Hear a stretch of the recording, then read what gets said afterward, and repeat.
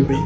ඔය ඔබ පහන තියලා පොල් තෙල් ටික තියලා පහන තියලා හඳුන් කූර පත්තු කරලා මල් පූජා කරලා හිතන්නේ අනේ අපිට කරදරයක් වෙන්න එපා කියලා නම් අදිනම් පහන තියෙන කරවන්න.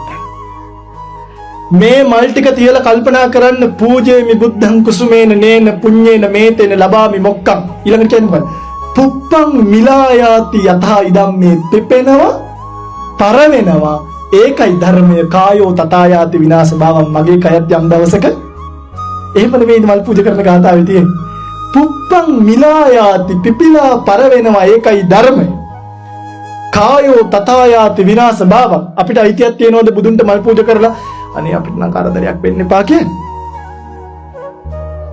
තියනවද නැද්ද නැහැ බුදුහාමුදුරුවෝ මල හඳුන් කූර සුවඳ දිදී පත්තු වෙලා ටික වෙලාවක දිරටු කැලලක් බවට පත් වෙලා නැති වෙනවා ජීවිතේ වගේ ಗುಣ සුවඳ අර සුවඳ මේ සුවඳ සිල් සුවඳ මොනවද සෝමහාමුදුරුවන්ට මොකද උනේ අන්නද දෙල්කඳන්දී පිළිමෙට කාක්ක ජරා කර කර යන හඳුන් කූර වගේ සුවඳ ගාගෙන ජීවත් වෙලා මේ අබස්සානිදී අලු වෙලා වැටෙනවා බල ජීවිතය යථාර්ථය පහන තෙලුයි තිරයි දාලා පත්තු කරාට වැඩක් නැහැ.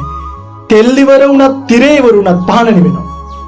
අපේ ආයුෂ ඉවර වුණොත් කර්ම ඉවර වුණොත් අපේ මේ ජීවිත පහන කියන එක නිවෙනවා පිටින්. මේක තමයි යථාර්ථය. එනිසා කිව්වේ මේක අයින් කරන්න. අයින් කරලා මෙතනින් ගහගන්න සබ්බං පහය ගමනියන් කියන. සියල්ල හැරදා යා යුතුයි කියන. ඒක තමයි යථාර්ථය.